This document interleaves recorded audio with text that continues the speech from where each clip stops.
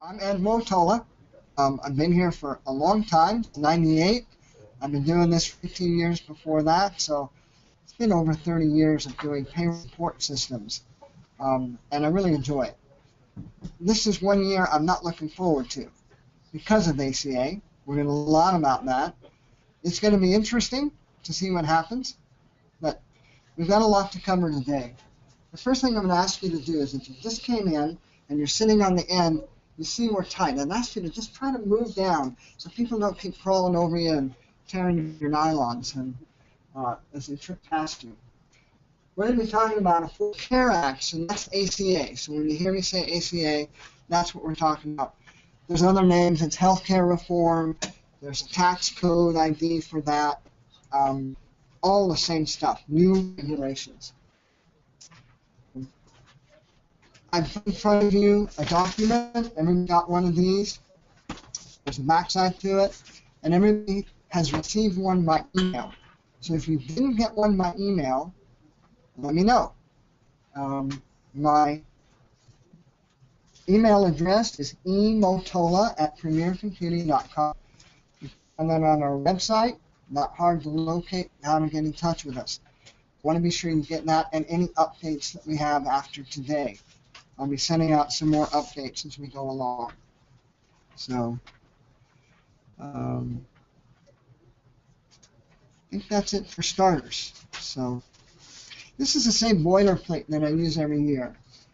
There are two things that we wait for at year end: a code update and a tax update. So the first 2 points on here are the code update and then the tax update. The code update is a change to the product that enables us to gather the year-end information accurately and get the right W-2 forms, W-3 forms, 1099 forms, and if you're filing mag media or electronic filing, the right EFW2 forms so that we can export the files and upload them to the Social Security Administration. So those are all really important factors that we get the right information. So Terry Armstrong and Sharon Quilter have been contacting a lot of you. We sent out emails and reminders. We've asked you to let them come in and help you this year because it wasn't an easy one. I updated my laptop. It ran fine. None of the updates showed up. None of the fields were there. Great. So I'm working off of a VPN, which is a virtual machine, and I ran that one last night. It had 10 companies. Well, it took about 4 hours just to update my laptop. So updates can be time intensive. Some of these take an hour, but it depends on the size of your database and the number of companies, how long it takes to run these updates. It depends on, and it brings you up to current on the code.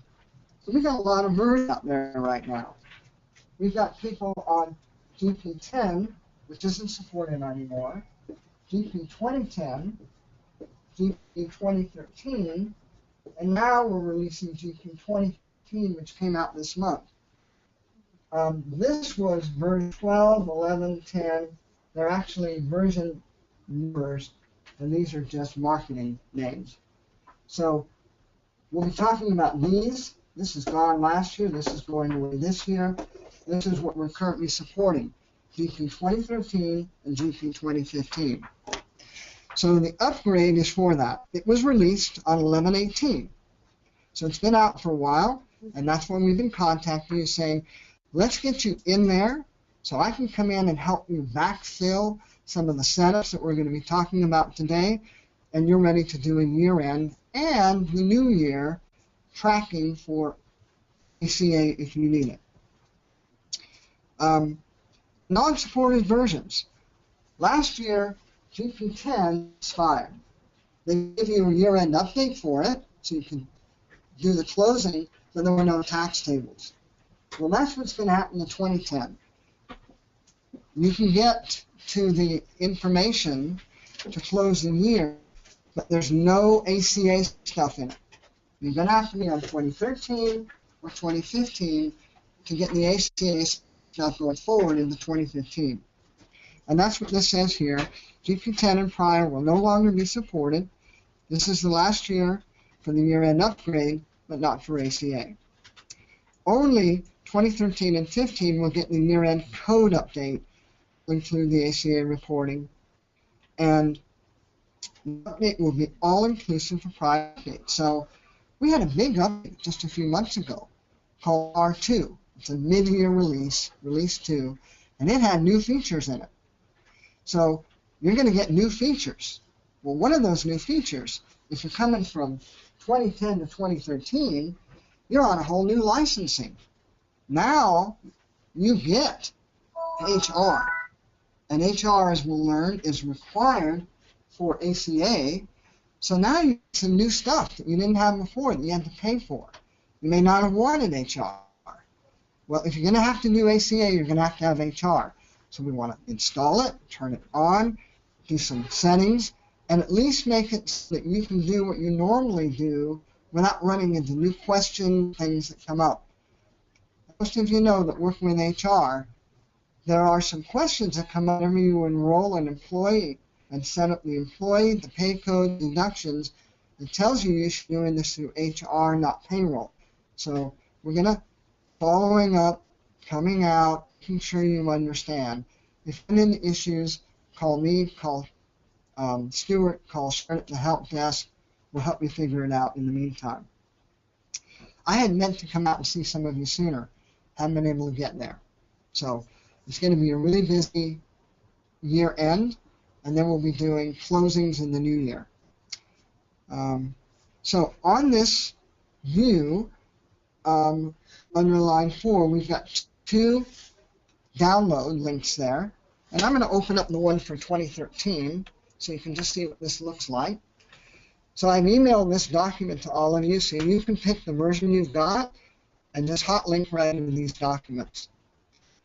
Now you've got to be able to access Customer Source. So if you've never bothered to set up Customer Source, you'll be calling our help desk for support on that. So it wants me to log in. So I'm going to go to Customer Source here and put in my credentials. It's tied to my email. And I put in the password wrong. Try it again. There she goes. So I'm running off my laptop. It shouldn't be too bad. So there's an overview and there's changes. So we're going to see some of these things more than once. So there are no W-2 changes this year. That's the good news. Okay? And if I look at the W-2, it looks like it has for the last few years. No big changes there.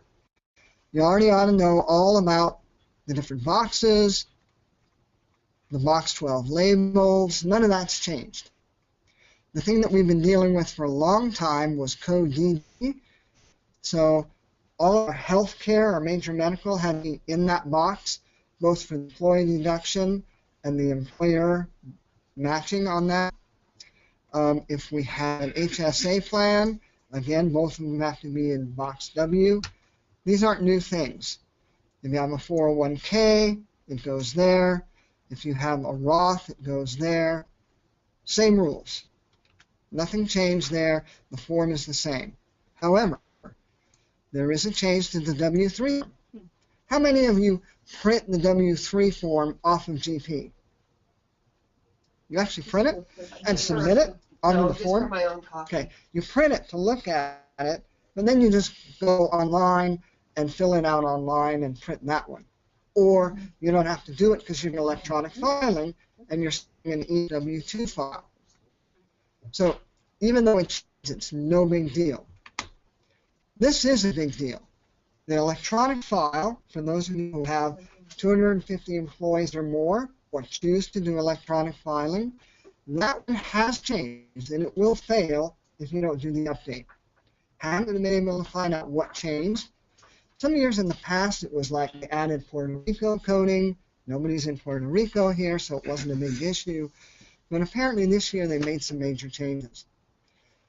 If you're using the Federal Mag Media from Great Plains, you need this updated to generate that file. If you're using a product like Green Shades, we'll have the format. So you still need, it's advisable to have the upgrade because Green States pulls its information from Great Plains. There's some table changes to eliminate them. Even though it isn't payroll, the 1099 interest form coming out of payable has changed, and the update filled that in. No changes to the 1099 miscellaneous, but the interest has changed. No change for dividends. If anybody does 1099Rs, these are pension 1099s out of payroll, that changed. That one always changes. If you're using fixed assets and you have luxury autos, there's always an update to that. So all of these updates affect fixed assets, payroll, and payables, and they're all in this code update. And big changes for Affordable Care Act. We'll be coming back to that. So there's instruction here, there's a download, there's a detailed instruction, and there's the W-2 form. So all of these links are there. All right? How many codes will it box 12 hold? Box 12 has 4 lines, so it can have up to 4 codes. And if there's more than that, it will take another W-2 form and void that and give you a second form. So you may say, you know what? A W-3 says I only had 255 forms. And yet when I look by file, it's got 270 lines. That's because 20 people had overflow on that. They had an HSA and a Roth and a 401k and 2 others. So it will void a form and put in a set form. So that's why you get that discrepancy sometimes. It might be more than the box 12. 14, you only have 2 lines, and you might have more than that box 14. So I'm going to get back to our document here. That was the download. And that was all regarding the code update. We'll do some more about ACA stuff.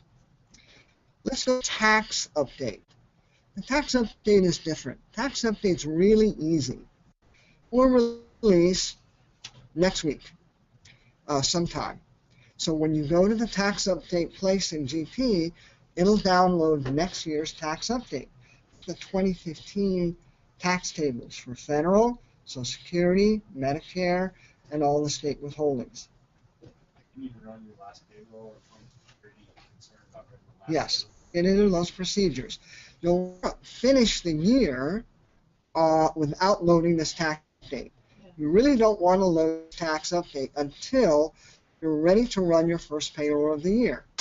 So maybe you're going to run your payroll at the end of next week, and you think you're done. But if somebody terminates, obviously, you're required to pay them out. So most of us will wait till January 1st or the 2nd when you come into work and load the tax update.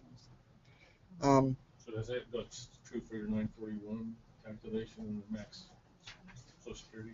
Does that keep it separate? So the question is, how will it affect your 941? So yes, the tax update will change the FICA tax limit.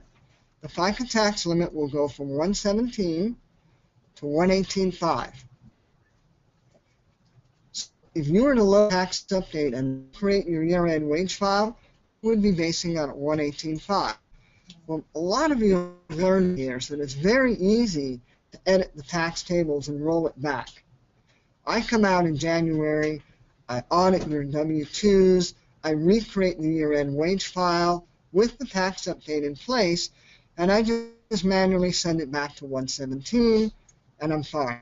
When I'm done, I put it back to 118. They never recommend that. I always recommend that. To me, that works really well, okay?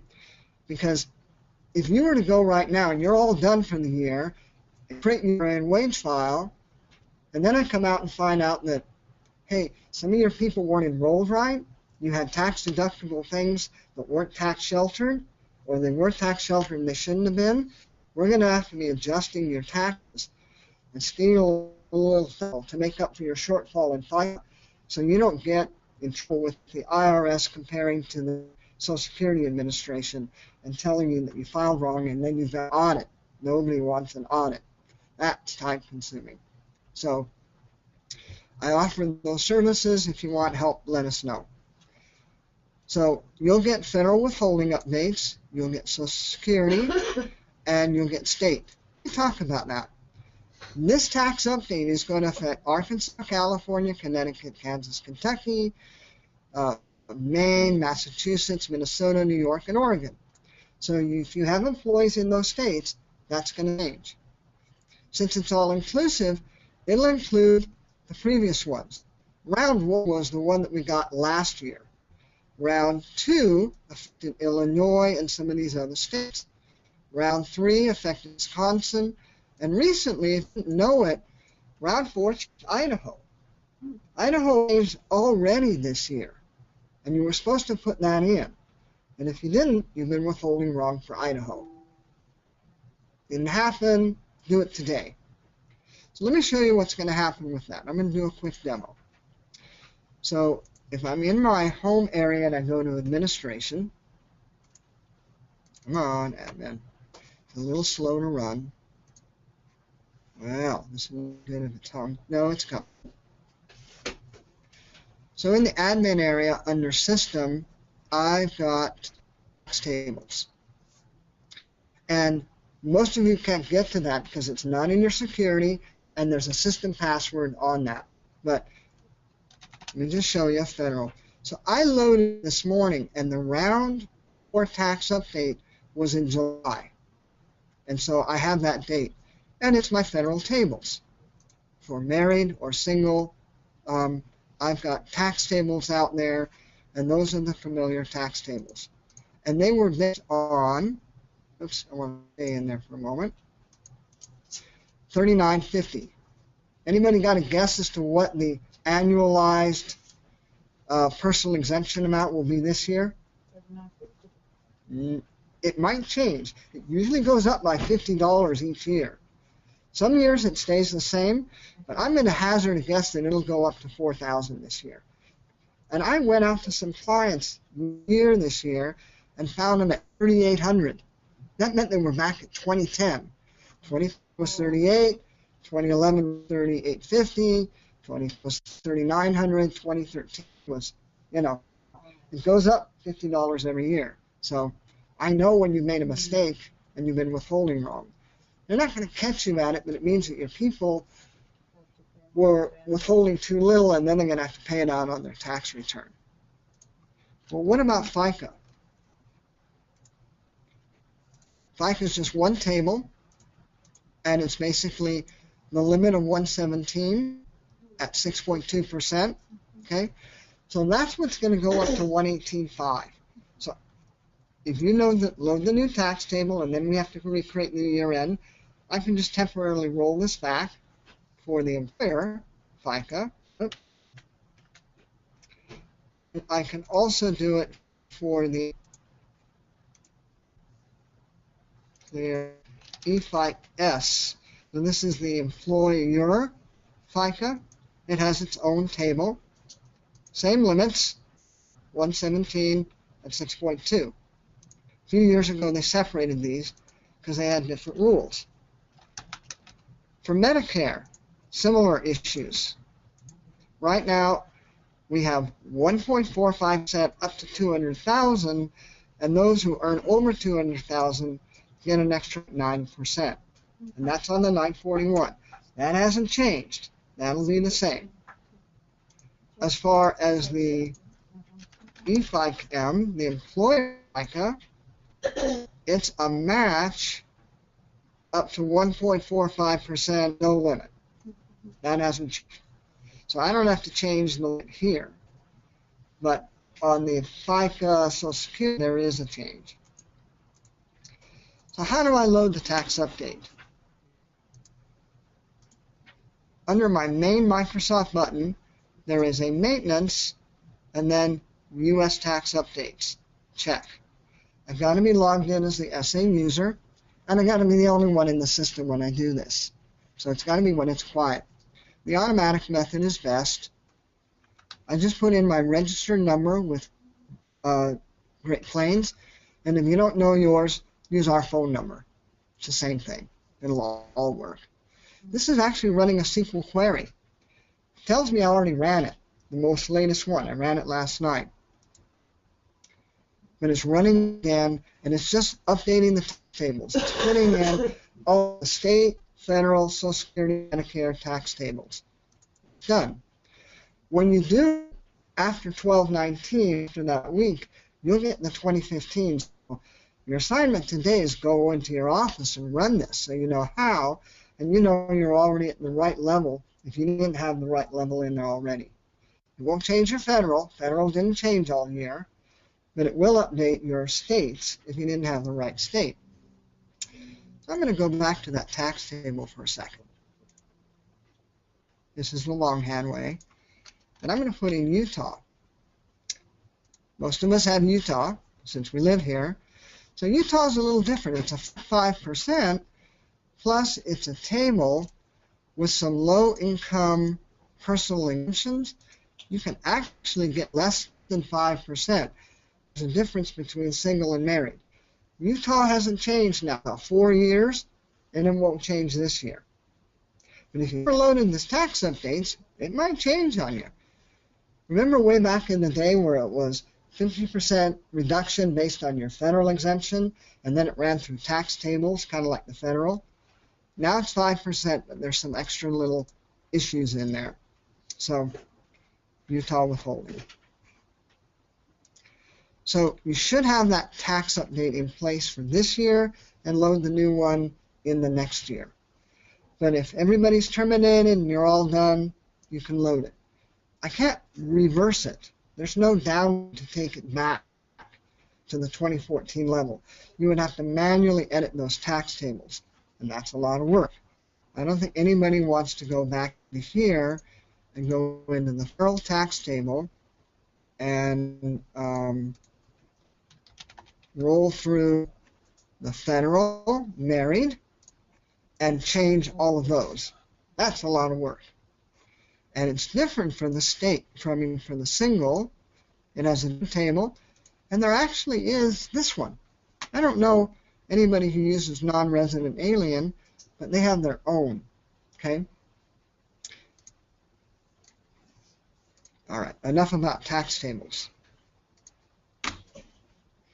So, big note, probably no surprise to anyone, the feds haven't published the Circular E. We won't see it until mid-January. Everything is subject to change. The tables that we're downloading right now could change. We've had years in which they've actually published the Circular E in December and changed it in January. Or Congress hadn't voted because it was an election year, and they were trying to use that as a ploy to say, oh, we're going to reduce your taxes. Remember when our Social Security went down to 4.2%? And we didn't even have a way to do that, so we had to jump through hoops to get it to you in January. Yeah, none of that this year. 6.2%. And there's how you get to what I was just doing. Tools, maintenance, tax updates, SA user. Okay, you do it once, it affects everything. Okay. Now, if you have a test environment and a live environment, like folks out at Deseret Management and Deseret Book, you got to load that tax update in both because those are separate key installs. Okay. All right, let's go to blog. We live in a blogging world. There's a host of documentation out there. If you like to watch a video or a webcast or you want to read about it, what we're doing today, you can study it some more. You can see it on screen by going to blogs. So I'm going to go to the blog series. So this is a live link. There are blogs for every kind of update. Last month we covered general ledger, fixed assets, etc. There's more out here in the U.S. payroll, and there's another one on ACA. So those are relevant to today. So if I click on the U.S. payroll one, and I get this one that was the first link that I had up a minute ago. But let me look it over with you here. So year-end closing, that's what YC stands for. That's what we're talking about today. You can do it. It's all ready to go. It's been published month. 2010 isn't supported. You can click here and learn about products and when they expire, when the support with Microsoft expires. Mind you, we have clients that are small, that don't need these updates. They may remain on these expired versions. We may support it until you run into an issue where you got to upgrade, and then you'll have to move up. But if you're a payroll user, you want to get off version 10. Oops, I wanted to stay in that link. 2013, 2015. We've got people starting up. They're going to go to 2015. But while we've been upgrading you this season, I didn't recommend going from 2010 to 2015. Because it's a 4.0 release. We don't want you to be the guinea pigs on a brand new release. 2013 is really solid. It's been out a while. We took you at least up to here to include the latest code, but I don't think anybody's jumping into 2015 yet. It came out on the 2nd of December. So there's actually more stuff. What else is out there? Target release dates, they're all on this other document. 2014, 2015 tax update. The only one that isn't out there yet is the one that comes out next week for the tax update. It tells you that you should close your end before you load the tax update. That isn't necessarily true. As I said, we can validate it and roll it back. We've seen that information there. We're going to see Affordable Care Act in a minute. It uploads W-2s and 3s and all those other form updates. You should back up. You should check your tax updates to see what level you're at. Complete all your pay runs. Complete all month, quarter, year-end procedures that you normally do. Everybody has their own checklist. You should make a backup. We install the update. Takes a few hours. We create a backup afterwards in case we need to roll back. As I said, mine failed. So, good thing I had something to roll back to.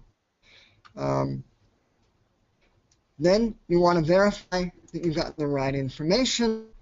Print your W-2s. Any ready to print W-2s today? Doubt it. It'll be into January for most of you. Because, especially if you have to come and check your numbers, we may have to adjust some things.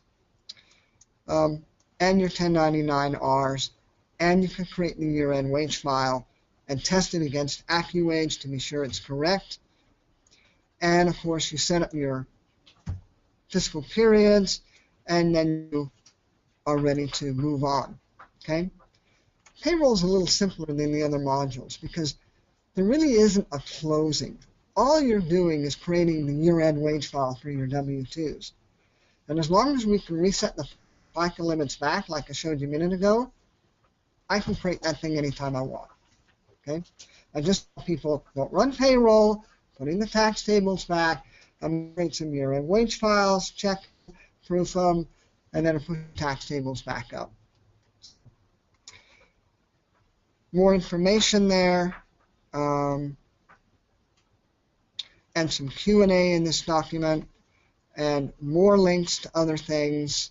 So there's a lot in this document. Good to review when your time comes. I'm going to close that one and go to ACA. So there's a really nice document that talks all about this. And Andrea Melrose wrote this at Microsoft, and I'm going to come back to that one in a while. I want to take this in order.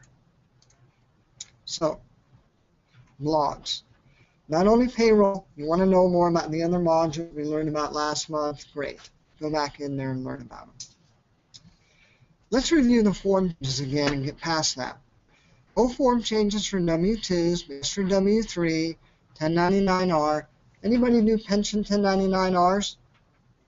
Nobody in this room, okay? Anybody do 1099 miscellaneous for your vendors and payables? Some hands go up. How about 1099 interest forms? One or two of those, okay? That one changed. So in order to get it to print on the form, you do that. Some people don't bother with the form. They just print the information out to whatever form is in there, and then they go to a website from the IRS and enter the data on the form and print that. So you can always do that and upload the form. But the Mag Media has form changes. Don't know what they are. They're telling me what they are this year.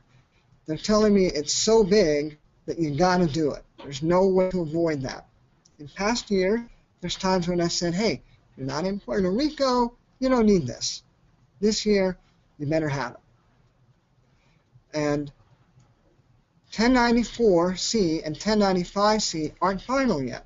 Those are the new forms that we're going to have from the Affordable Care Act. So look at my board up here. We're used to the individual W-2 and the company transmittal form, that's the W-3. Those are the year-end forms that we print. When it comes to ACA, we're backwards. The employee form is the 1095C, and the employer transmittal form is the 1094C. They're not final. They're going to finalize that sometime in the first quarter. Then Great Plains is going to have to ramp up, create those forms, and I'll show you the provisional ones in a few minutes, and make sure that the software supports it. Since the IRS doesn't have it, Great Plains doesn't have it. So sometime in the end of the first quarter, like in March, that's when we'll have this other upgrade. And if you have to do ACA, we'll have to upgrade you again.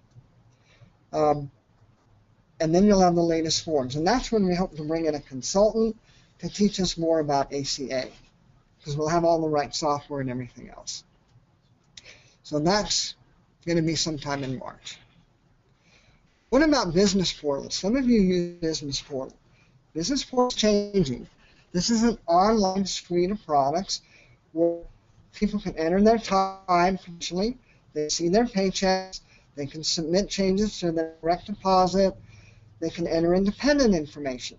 It's a really nice tool. You all own it now, but not many of you have implemented it. With the release of GP 2013 and perpetual licensing, you have access to human resources, to Business Portal. It's free, but it costs time and effort to implement it. There's a lot of maintenance and setup. So Microsoft is in the process of dropping the Business Portal online product and putting all of that into GP 2015. GP 2015 already includes the time and attendance stuff. So you can enter in your time as a limited user of Great Plains, a different license structure. You actually get into Plains and enter your time. But the direct deposit piece, employee check piece, they're still developing that, and we should see that by the end of first quarter. They'll have a patch, and we'll finally be able to get off of Business Portal. In the meantime, those of you who are on it, there will be a hotfix, and you'll have to put that in. So be watching for the hotfix. Haven't seen it yet. That'll be another update just for the Business Portal. And it won't work in GP 2015. So you can't go to 2015 yet. You got to stay on 2013 with Business Portal. When 2015 Business Portal in GP is completed, then we'll be able to bring you to there, and you can drop the old one. The look between the new and the old is very much the same. The functionality is very similar. There's some enhancements, some improvements, and I like what they're doing.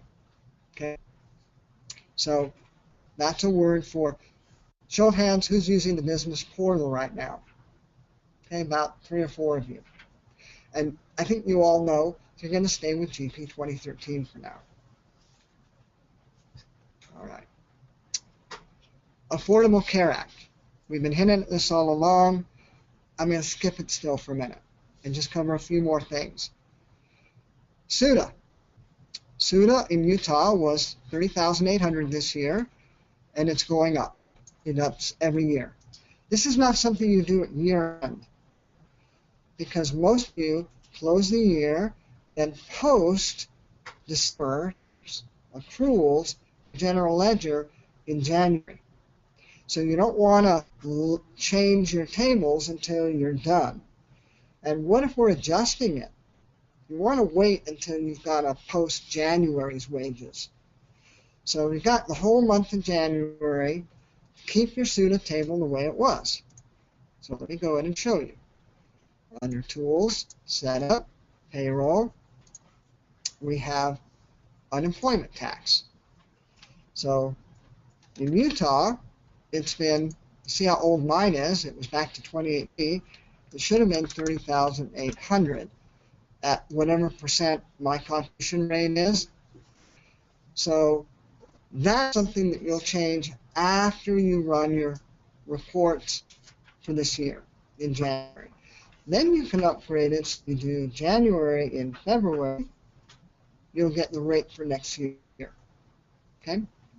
And that's when it'll go up to the new rate.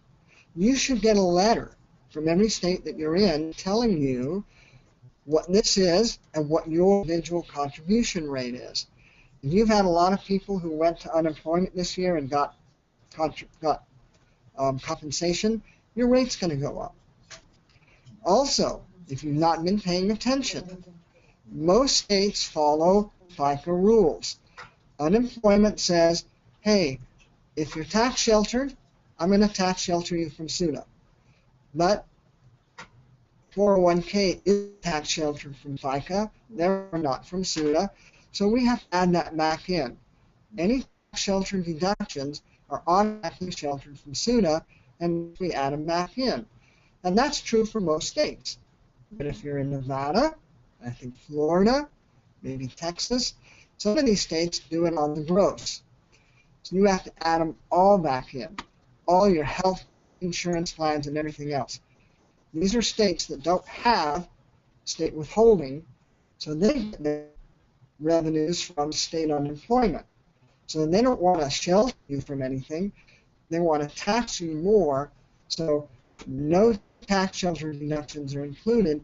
You have to add them all in.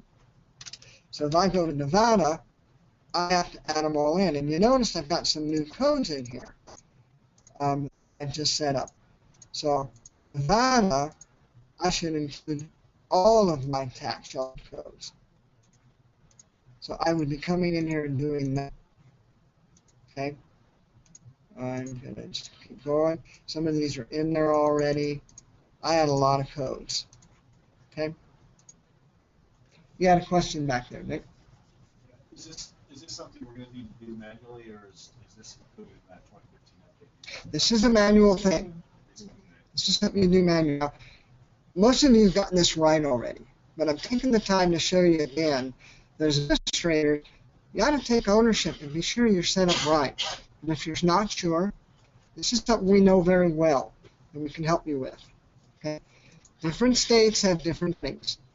Shouldn't have closed that yet. I'm going to go back to payroll, unemployment, and look at the federal. Well, this is FUTA. The federal unemployment is FUTA. This hasn't changed for a while. It's still 7,000. It's still 0.8%. But remember, when Obama was elected in the election year, it went to 0.6% to save us some money, and then it went back to 0.8 eventually.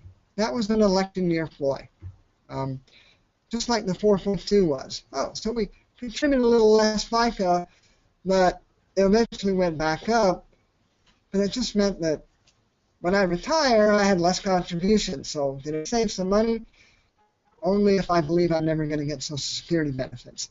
And I might not. I'm getting closer, 4 years away. Not going to mean much when I get it, though. So same rules. Here, 401k plans should be included, and my 403b, 457, my health. Okay. Okay. So FUTA and SUTA. Let me go back to save on that and show you here. Even though it isn't published yet, oops. Is it 0.6 or 0.8 right now? 0.6. So we're down at 0.6, and I had out here 0.8, so this is wrong. This is my sample data. Okay. So when was it 0.8? Some point in the past, 2 years ago. And it's been back to 0.6 and stayed there. So as far as I know, without a circular E, it's still there. And it's Utah and some of other states and other rates. When it comes to forms, please call me. Here's our email, here's our phone number, and she'll help you get the right forms online. And we get alerted to remind you each year, and we know what your order was, so we can help you with that. You can go anywhere else and get the forms. You can get them at Office Max. But the certified forms that line up, this is where you go. Filing deadlines. If you're on paper forms for W-2s, you got to have them in by the end of January. To the employees. The employer copy, you get another month. Since February 28th falls on Saturday, you got till Monday, March 2nd. That's when you got to mail them. Now, if you're not paper forms, you get another till the end of March. File electronically, okay? And that pretty much applies to most states. Utah follows that. Not all states. Some states require it sooner. If you're going to file the state, you might as well file the federal. So that's just a reminder as to when you have to upload the electronic file or send in the paper forms. By show of hands, who's still doing paper forms? Nobody in this room is doing paper forms for the employer side. Employer side. How many of you are doing paper forms for the employee side? I would think a lot of you are. Now, I ask that because you can go to GreenShades, which is our preferred provider for these services. They'll not only create your MagMedia file and help you upload it, but they'll actually pull in your file and submit your paper forms for you to the employees. Or you can have a portal through them. They have a portal where they can see their checks and their W-2s on a secure portal. So if you're looking for a way to get away from all of this stuff and have a service where the employees can go anytime out to the portal and pull it in their W-2 for this or any past year, talk to us about GreenShades. That's one of the services they provide. They have 941 forms. They have 401k. They have a lot of services that are online. Cool products. More cost effective, the more people you have, good service. Here's the site. If you're doing Magna and you want to test your file, there's the latest page for downloading the MagMedia file, and you'll be able to get AccuWage and test the file. Okay, so download. SSA, Business Services Online. This is where you go to file your MagMedia file to the Social Security Administration. About a year down the road, they're going to compare it to the 941s you filed with IRS. If they don't add up, you're going to be invited to have an audit. So this is why what I do each year, for those who ask me, I add up the W-2s, I add up the 941s, I make sure they match. I've seen it where it looks good all year, and then at year end, because of one thing or another, they don't tie, and then we fix it. Okay? We'll adjust fourth quarter to match before you file last 941. So hang on to that 941 till the end of January. Let's make sure things lie out before you have to submit an amended 941. So if you don't have an account with Business Services Online at Social Security, it can take a while to get it. You can go to that website, you can sign up online, but if you have to call them, it may take 2 weeks before you can get through. So do it now. If you're a new company, do it now. Utah State has its own website for uploading the state. So for those of you who are new, we have a federal MagMedia product that can create this MagMedia file. If you don't want to do paper forms, you can submit. I don't care if you have one employee. You can submit MagMedia file. But it's only a federal product. It assumes that everybody is in the same state. It will create one file which Utah accepts. If you're in California, you don't have to submit. They get it from the feds. Many other states have their own formats. Some are a CSV file, some use the MMREF format or the FW2 format from the SSA. Some have their own. GreenShade supports all formats. They'll produce a file for you. If all your employees are in Utah, you can submit the federal MagMedia file to Utah, and it will include the RS records for the state of Utah, as well as the RW records for the federal. But if you're in some other states as well as Utah, you need to have a separate file that only has Utah employees in it, and another one for Florida, another one for Texas, and another one for Colorado, etc. The federal product from GP doesn't separate states. So you got to go to GreenShades and buy a license that'll produce you a state-specific file. And for the money, you get a SUTA report as well. We have to upload SUTA wage files every quarter, and you'll get that service as well, a state-specific SUTA wage file. I know some of you have the service because you're in multiple states. I recommend it highly. A few of you have me come in every year, take that federal MagMedia file, and edit it, and strip out the people who are in other states and refoot it. I'd rather not do that. That's a lot of work, and that puts us in liability. It takes about 2 or 3 hours. I've got to be really careful when I edit those files. If we find out later we did it wrong, and we have to recreate a wage file, we've got to do it all over again. So invest in a product that handles what you need. If you're in multiple states and have state filing, we got to do that. If you're in Nevada and Utah, your Nevada employees, even though there's no withholding, need to be excluded from the Utah file. Utah will turn it down if there's a Nevada employee in it. So we got to clean that up. So other states have their own access points. And a lot of them are starting to look the same. The people who developed the one for Utah is the same one that went to Idaho and Colorado. So Intermountain-wise, we're starting to look the same, similar tool. They're not easy to work with if you're down. They're a little bit confusing as to how to print the upload W-2s and the separate remittance form. The state has a remittance form. The federal doesn't.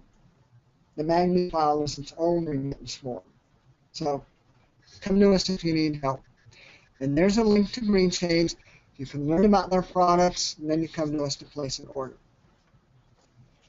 So we're about 9 minutes from lunch, and I'm going to get, first of all, I'm going to say, any questions on year-end stuff so far? Dan?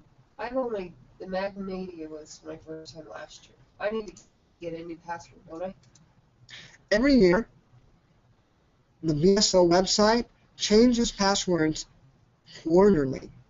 So if you haven't been in there for a year, it's going to ask you to put your old password and put a new one. Be sure to write them down. The state of Utah, it only changes once a year. But yes, your passwords will have to change. So, but it's quick. I mean, you can It's quick, easy. Okay, all right. You got your old one, you can. So let me just take you through a quick year-end close in the time we have before lunch. So, and there's checklists in the documents. So the first thing you want to do is run your last payroll for the year. So if you haven't run your last payroll, go ahead and process it. Then you're going to go to Reports, Control, Period End, and make sure that you have done your, let me pull up HR and payroll reports here, and bring up the report section, that you've done your 941 quarter end reports and period end reports. And you know this one. I just do the prep reports. I don't care about the form itself. The prep report is friendlier. So I'm going to process that, bring it to screen, bring that one to screen, and here's what mine looks like right now. So let me scale that up a little bit. So I've got 80,000, don't have a lot of employees, only 28 employees in this little company. There's my federal wages, my federal tax, my Social Security, my Medicare, and then there's this row right in here, that's the extra 0.9% of Medicare. And I've got a small fraction of cents. This is a good one, okay? My Social Security and Medicare match, my federal is different because I got a 401k plan, and all is well. That's what may change when you compare it to your W-2s, adding up all four of these. And then there's my Form B showing me my contributions each month and where they were due. So let's say I had a big payroll on 12/9. Okay? So the other one is the period end. So 10/01 through 12/31. I can do all these reports. There's my FUTA, there's my SUTA, there's my workers' comp, there's my state.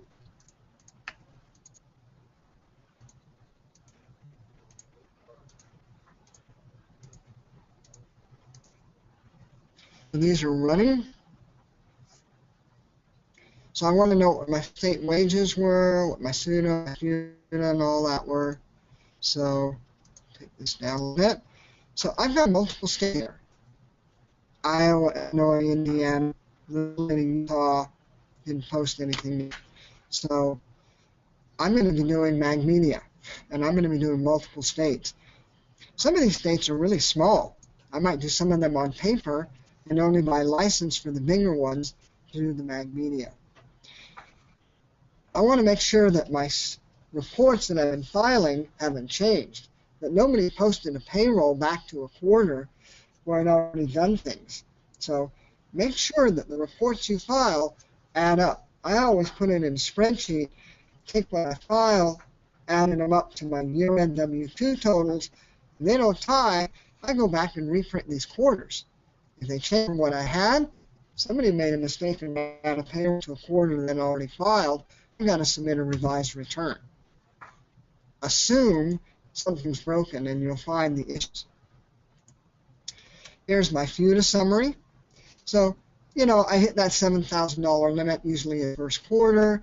If I got some new hires, I'm going to be getting some contributions. At the bottom of the report, there's my 0.6% and my tax due. So it gets bigger at the first of the year and gets smaller and smaller as people hit those limits. SUTA by state. So the limit in Iowa was 14.2 and 0.78%. Each state had its own limit. So here I'm in Illinois, more people, different taxes, different limits, and different rules for what's taxable wages. So at the very bottom, I have a grand total for all. And I'm really just looking at wages. I don't care about the taxes. That's a separate thing when you pay your tax. I want to know that my wage bases are right by state and all of that. So an important report. And even if you don't use the local tax fund for workers' comp, once a year, you need to know what buckets they're in, so that when your insurance company comes out and says, hey, from August 15th of this year to August 14th of next year, how much wages were there? And what categories were they in? Who was clerical? Who was a driver? Who was an executive? Who was out in the bakery? Different levels of responsibility. You not pay the tax this way, but you need to know the wages. So hopefully you're set up in using this correctly. Those are all P&L reports that you run every quarter, and then you might run it year end. I can run those reports as a period end report for the whole year, and that's what I do to make sure that this ties with my W-2s. I get the right totals from month to month and year end, and I catch the issues. Okay? For those of you who haven't done it, this is how I post. It'll tell me what I posted. We usually post monthly, but if I was set up wrong, I might have to reverse that GL entry and repost it correctly again. A lot of tricks to closing months, quarters, and years. This is a monthly thing. The reports without posting are usually quarterly, and then again maybe annually to foot and cross-foot everything. Okay? And there's some others in here. Don't trust summary report. There are ways that these totals in the summary can get off. It doesn't look at these numbers for 941s or W-2s. It has separate calculations. So if you see discrepancies here, don't worry about it. This is not what you're reporting. Look at your 941s, look at your W-2s. If these are different, no big deal. There are ways they get off, and when we fix things, we may not have fixed these subtotals that added to here. Well, what else has to be done at year end? You're ready to close the year end, you've got to close your year end wage file. So year end closing literally just creates the year end wage file. So I'm going to create a 2014 file. And this one's fast. Those of you with more data, it takes longer. Okay. So when that's done, you can look at a report version or edit the W-2s or print them. This one gives me a validation report. And I look at it. And it's telling that I got tax calculated wrong. And that's a big issue for FICA. So I got cesses in here. Some of my deductions must not have been right, and I changed them now. It's telling me I've got issues. Social Security number's wrong, don't worry about it. Whatever algorithm they're using, it tells me things are wrong there, right? Okay. Hopefully you're using the IRS's tool to verify your Social Security number or IRS numbers. What about if it comes up that, because we're doing verify and everything, but then I would go and check the IRS site and be sure if you're getting a warning that your Social Security numbers are right. So the question was, what if you get this warning? Check it at the IRS site. Make sure you entered it incorrect. We live in a world of a lot of false ID, and you're supposed to be responsible for making sure it's right. So I would enroll in the service that they offer at Social Security Administration. It's called BSO, Business Services Online, and check them and be sure they're right. And if these taxes are wrong now, this is only off a penny here. No big deal. But this is off by a considerable amount. That's going to invite an audit. We got to fix that stuff. Now you have aliens who are eligible for Medicare, or other people who don't have Social Security because you're Social Security exempt, because you're a government entity, then these warnings may not be relevant to you. Okay? Looking at the W-3 form, this is the form that's going to change. This is where I get my totals. So I add up my 941s, I compare them to this, I make them they tie. Okay? Federal wages, Social Security wages, Medicare wages, taxes held, box 10, 12, etc., state and local. Okay?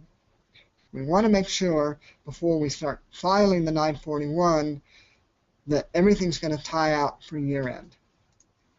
And then, of course, you have your W-2s. Most of you are not going to use a continuous dot matrix form. You're going to use a one-wide laser form, or even better yet, the four-up laser form. They haven't changed since last year, so that's good news. But we never modify the form. We just take the latest update and use the form. And there's ways to align them, and I'll be going over that after the week. But, you know, that's what this form looks like. Well, actually, I can show you that right now. So here's the form. When you go to print it, 1, 2, 3, 4 quadrants on one page. It prints on a blank form with the headings all in it, and then types it in. When you go to print, then you get a dialog box, and that's where you can go to the pre-printed form section and get horizontal and vertical adjustments. Anything that's a form, you can move it a little left, a little right. So these are positive and negative percents of an inch, or fractions of an inch. So If you have your settings from last year, it'll probably work the same. If you haven't done it before, come to us and we'll show you how. Okay? That's not on every report, that's on forms. So, one last thing before we break. If you can edit your W-2s, I don't recommend it. I recommend that we do a manual check to adjust totals, so if you have to create the re-earned wage file again, you've got tracking on how you adjusted it, and you're not just editing here. Because if you edit it, and then you have to rebuild your re-earned wage file, you got to redo this again. We're going to be coming back to this, though, because even though this is a W-2, the 1095-C, that's the form for the ACA, is going to be on this window. It's grayed out because it's not available yet. It'll be available in March. It'll be in this window. You'll be able to edit that.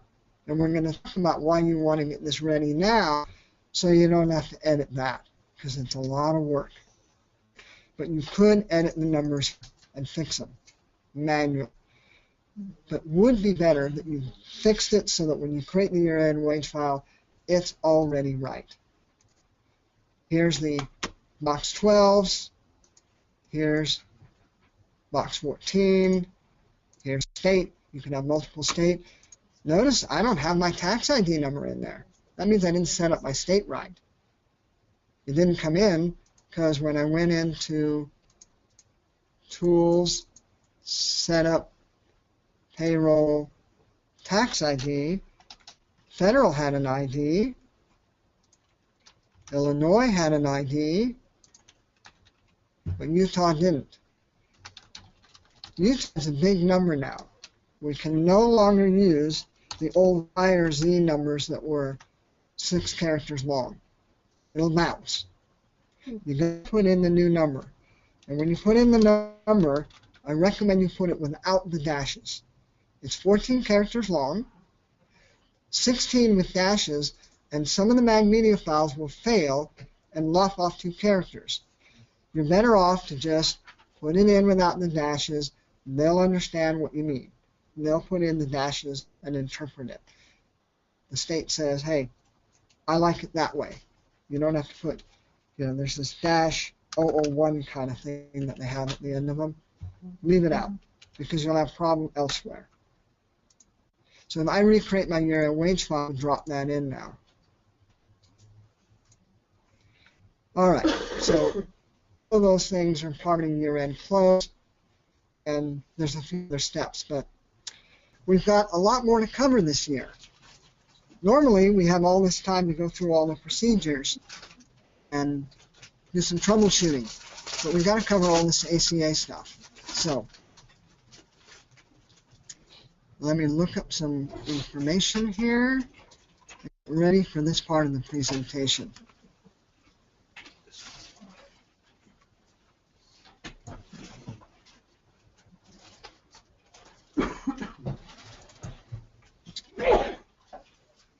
Just run through the year-end closing procedures to see what we missed. So when you do the upgrade, which everybody needs to have this year, this is not a year when this option is closed. There's too many years going on. There's instructions here on how to install it. We already talked about luxury vehicles, for those of you who have them in fixed assets, changes, W-2. Here's what changed in the W-2 electronic file. So they moved things around, major things. The submitter EIN, the ID number, the submitter name in this RQ record. So things we didn't have before we're going to break now. So this document tells me what's moved around. And there's an RE record, and there's some things in there. And the RW record now has these fields have moved. And there's more. A lot of changes to that form. So got to have it if you're using the Federal Mag Media project. The interest form, box 10, box 11, they've got some things in there. So if you have interest and you want to just wing it, you might be able to get around that and just type it into the form. Affordable Care Act. There's documentation here about what it's all about, and there's some windows that we're going to be covering in a minute about what's new in that. But here's the checklists that come with this. There's two checklists if you're going to do your W-2s before or after the tax update. And they're almost identical. They always have been. And you can go around them all together. Just create your year-end next year by rolling the tax table back to the FICA wage limits like we talked about earlier. So if you don't want to create your year-end yet because you still want to proof it, fine. Load the tax update, get moving, and then we'll roll it back and fix it later. But here's the general procedure. You verify that you've got your tax updates in. Like I said, load it today. Get the latest and greatest. Complete your runs. Do your month, quarter, and year end. All that reporting was done a while ago. Have your administrator make a backup and save that one. Not one that's going to expire and disappear. You want them to put that on a device and put it somewhere. We install the date. So Terry or Sharon have done a lot of this for you already. And then we back it up after. And then you verify your W-2s and all that. So you create the year end and you verify it. You print them off. And you submit. That's what you're all going to be doing between now and the end of January. Okay? There is an archive for human resources step. So if you're doing human resources, you can archive your applicants and your employees.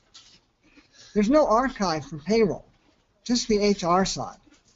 I've never known anybody to do the archive because we don't get rid of data. The archive is there so that if you want to get rid of HR information, free up drive space, and then it's in an archive. We've got terabytes of space out there. We don't need to archive anything, but it's there.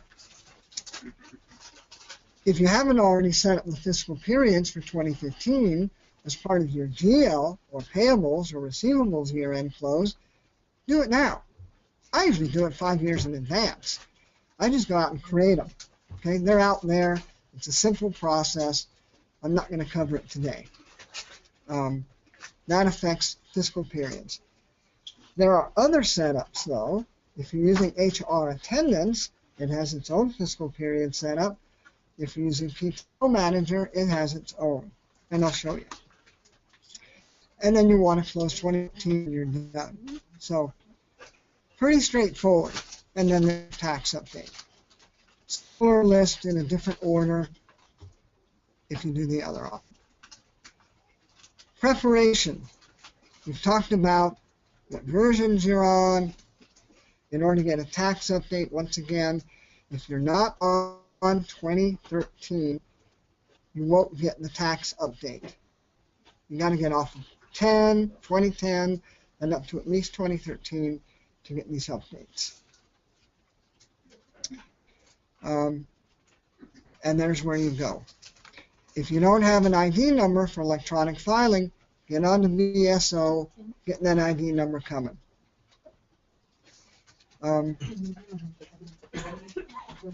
There's no electronic filing of 1099-R, never use it.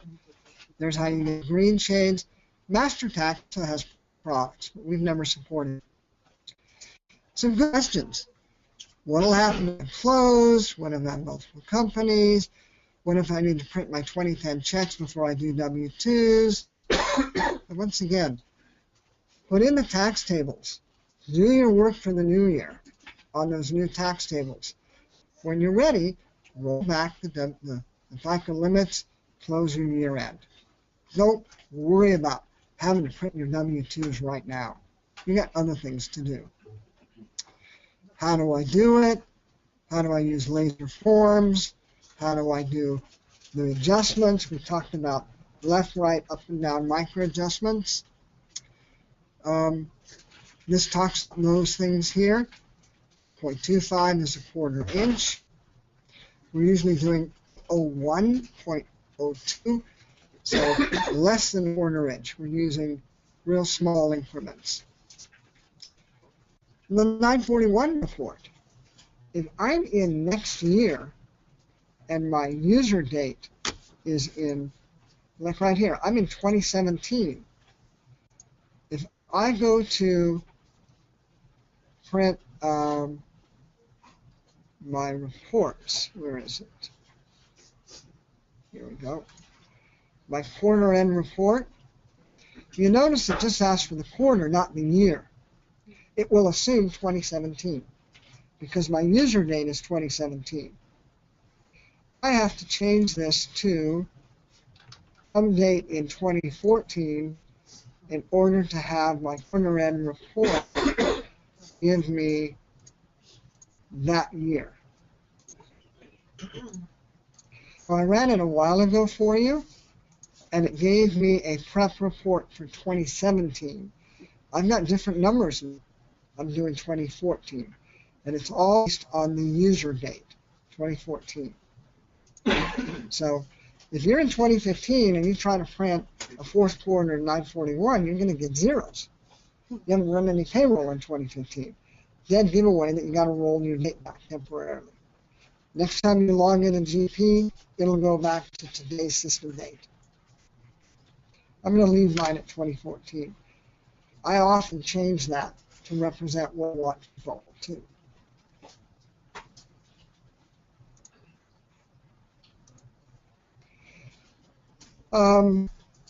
If these amounts aren't right, we might have to make adjustments. That's what the manual checker for. That's what we get involved in and how to do that. I was working with these ladies this morning. They know how. They learned that when you adjust FICA, you have to adjust not only the employer side of it, the employee side of it, and the employer side as well. FICA matching. So there's some things there. How do I verify federal? How do I have, what if I have multiple W-2s? Here's what they mean on that. I'm going to go to setups. You may see something you've never noticed before. Here's my 401k plan. It's in box 12B.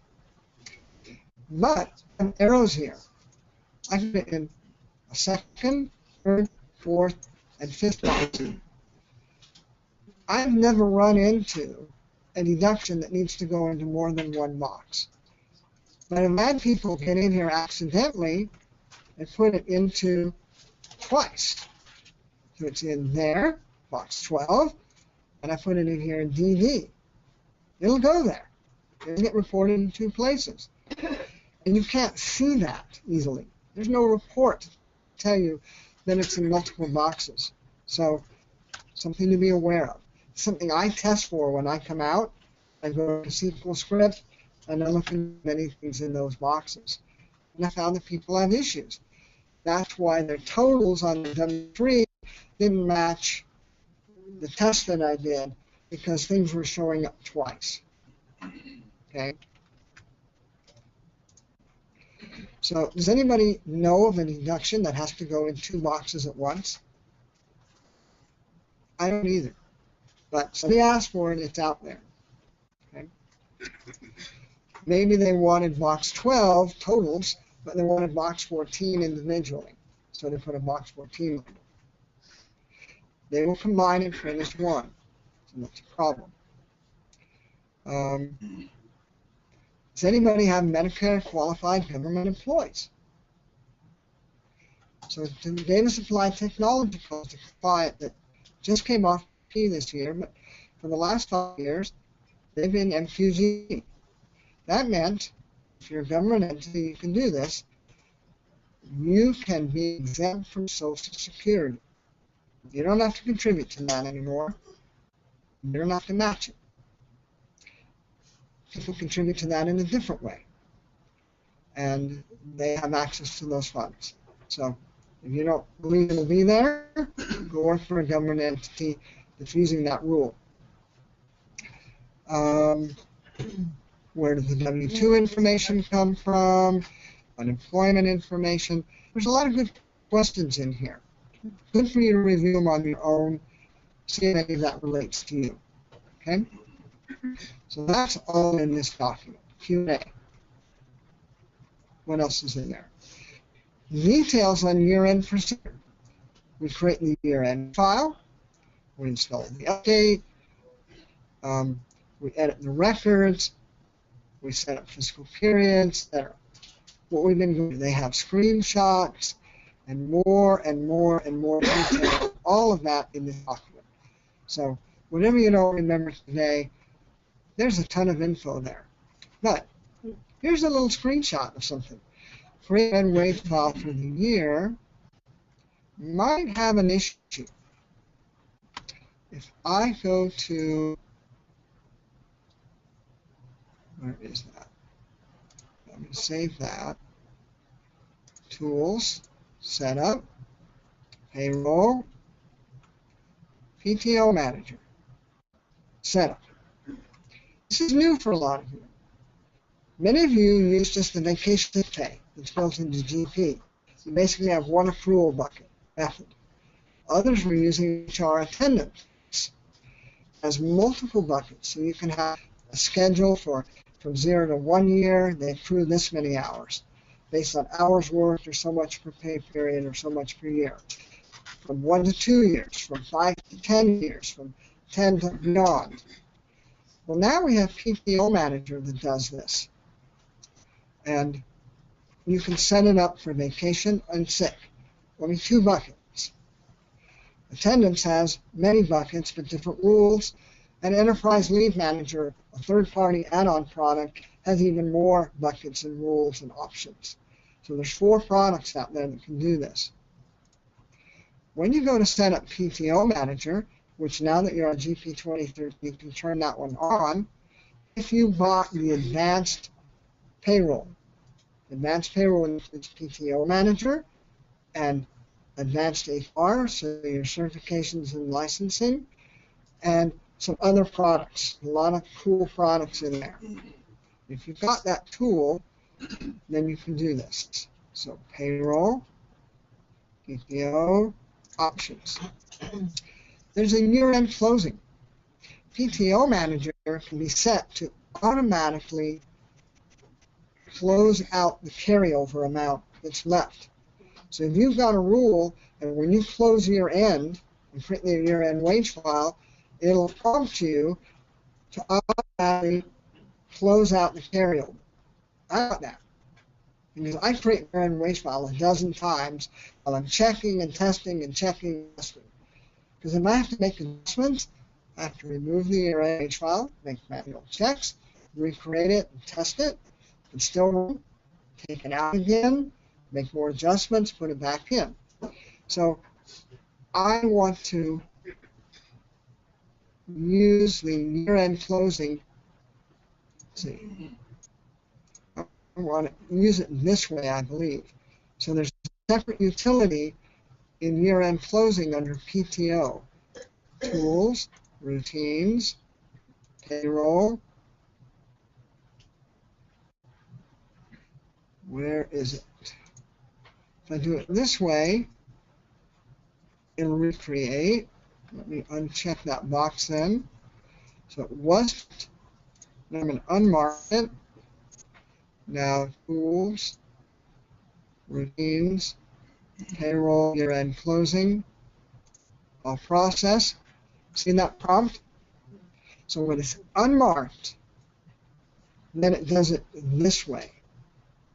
When it's marked, then it doesn't do it during this step. There's somewhere else where you go to do it. So I would mark it so it's somewhere else. It's not tied in this process. If I say cancel, then it's going to not do my year-end. I mean, I have that risk that I might have just closed out my PTO and I didn't want to at this point because I was just testing. So, tools, setup, payroll, PTO option. I like it better when it's on. Then the separate step. It's not the year-end close. All right, where's that document? I'm going to go back here. Okay. Editing records, we talked about this. We talked about there's some new boxes coming in this year. And my recommendation is that you don't edit. You do manual adjustments, learn how to do that. So whenever you bring it in, it's right. So there's inquiry, check. You can see all those details of how you adjusted it. We're not worried about 1099Rs in here. Here's the archive window. I wouldn't worry about it. Setting fiscal periods. You just type 2015, the date in, you calculate, it's there. And then you close the periods and open the ones for. You should keep them tight, you know? Just keep a month or two that you're working in, not anything. Otherwise, anybody can put in a date and it'll go in. Learn to use that window. That's an administrative thing. If you're using HR attendance for your PTO, sick, or vacation, there's some things you'll need to do there. You'll need to put it in the right year. You'll need to set up the schedules. So there are schedules for that. And I think the picture's coming up. That was that. Well, they don't show it. So let me, who uses the text for theirs? And good, so we have some. We close that. Save changes. We're going to setups in human resource attendance.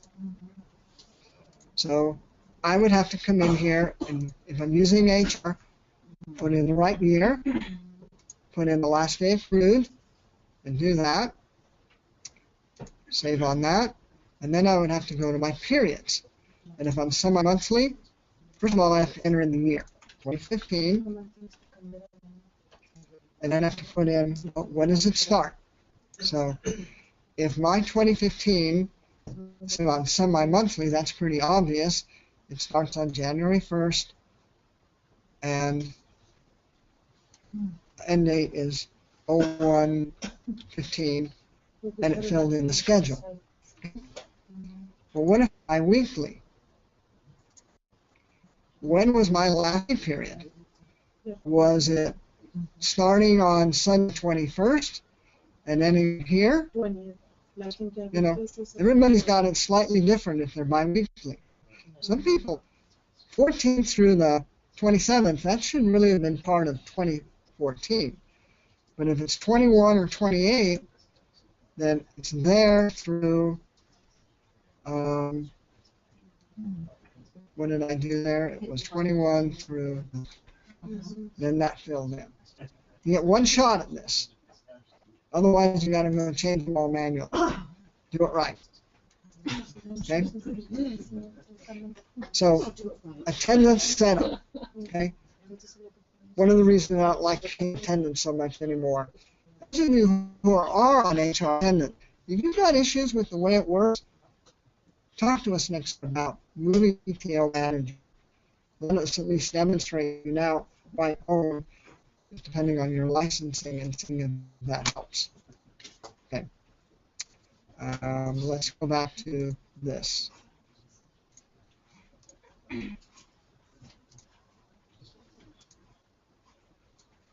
Which one was I in?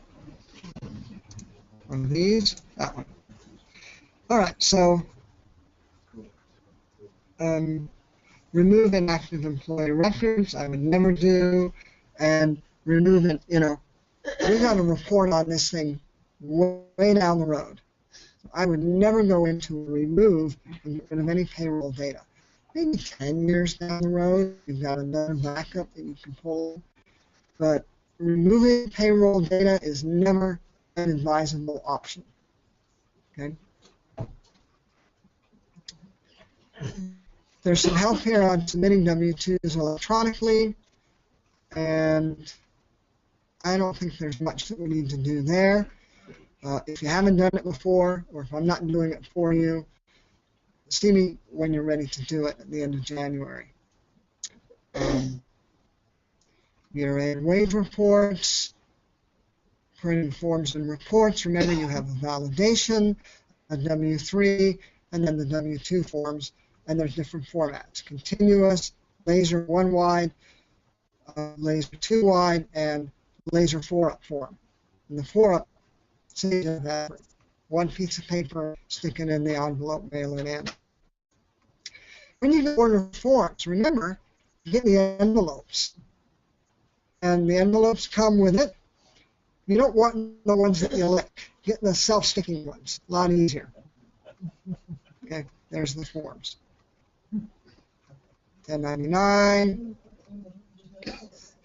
All right, so that's the document that comes with the upgrade, and it tells you what you need to do. You may have some additional steps depending on the products that you have and what else you do. Okay? When we say month-end, quarter-end, year-end, you're thinking of what you do. Some of you have timekeeping systems that you have to reset. You have Time Matrix or Solaix or other systems that bring in your data. You may have new health plans, new 401k plans.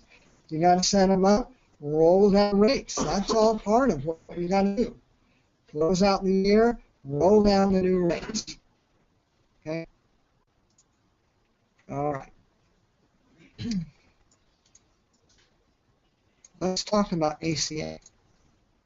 When I started preparing for Advanced Affordable Care Act, there was a blog out there in which Terry Healy, who's come out to train us from Microsoft, was telling us about the changes. Well, we're going to see the changes, so I'm not sending this one out to you. So it's the health reform, ACA, all the same thing. Previous to this, all we had to worry about was that our main medical was labeled at Box 12 Code DD, and that was on the W-2s. It's been in place since 2012. Both employer benefit side, where they put in, and employee deduction side. And it was optional for your dental plans, for your vision plans, but your major medical was required. Now they're putting some teeth behind that. More reporting, 1095C and 1094C, will be required at the end of the year if your company is big enough and you qualify. In addition to that, so we'll be looking at these forms in a minute. There are penalties. They're stiff. Some people know the cost of providing insurance exceeds the penalties. So I'm going to pay the penalty. But most of us, if we just do this right, we already have insurance plans, we won't have penalties. So the IRS code in this is the 4090H. That's the IRS code. So whether you call it healthcare reform, HCR, or ACA, Affordable Care Act, which isn't very affordable, or the 4980H, they're all acronyms for the same law. We've been hearing that you have to have 50 or more employees. But if you flip your page over, there's a chart on the other side. So this came from Kaiser Family on their website, and they say in 2015 it's 100, and in 2016 it'll be 50. I'm an expert. Sounds right to me, though. So if you're thinking you qualify, follow the chart. So if you have at least 100 employees right now, you got to be thinking about this. Okay? And they call it applicable large employee. That's a new acronym we all got to get used to, ALE. A designated governmental entity, DGE. So if you're a government entity, you may be exempt. Okay? We have to think of the qualifier offer method and the employer offer method and coverage, because we're going to be filling in line 14 and line 16 on these forms, these new forms. We've got to think of who are the covered individuals, both employees and dependents. So now we got to track dependents in R. and transmission relief for full-time equivalent. That's why we want a consultant to come on and help us learn. One of the options you'll have is you can just have Green Shades take over.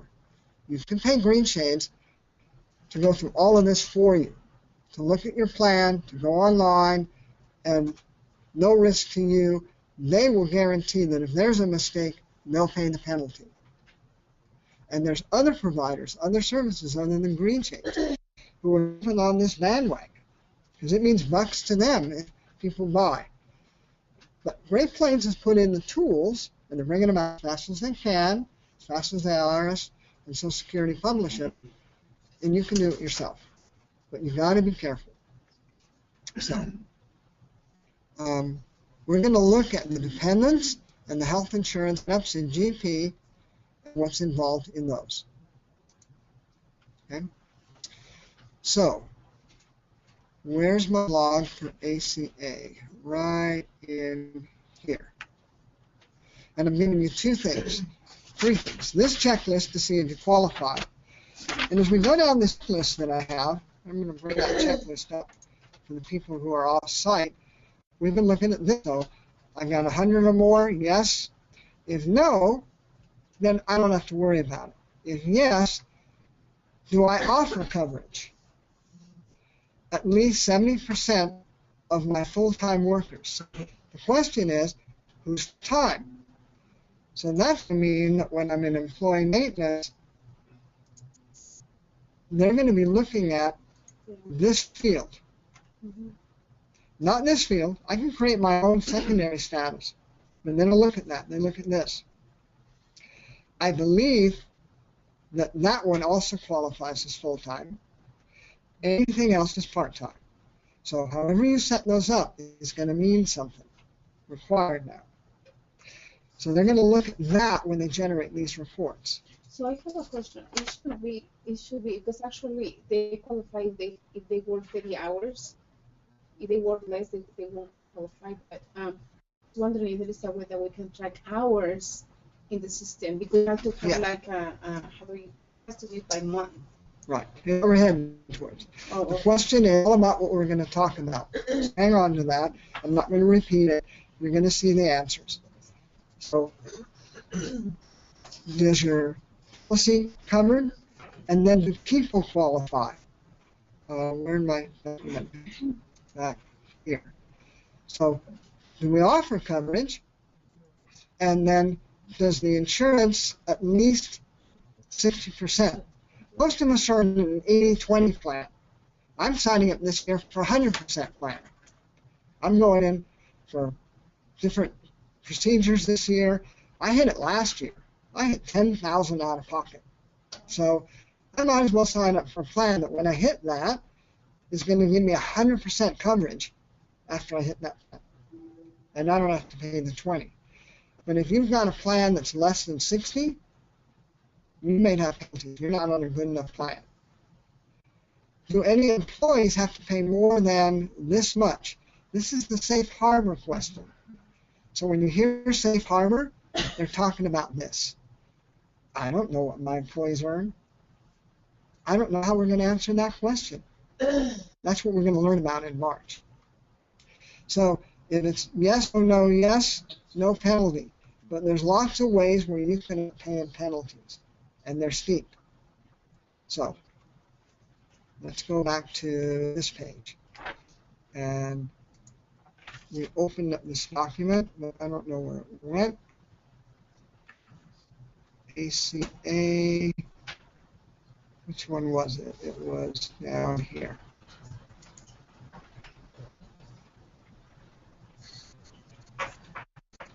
Where are you?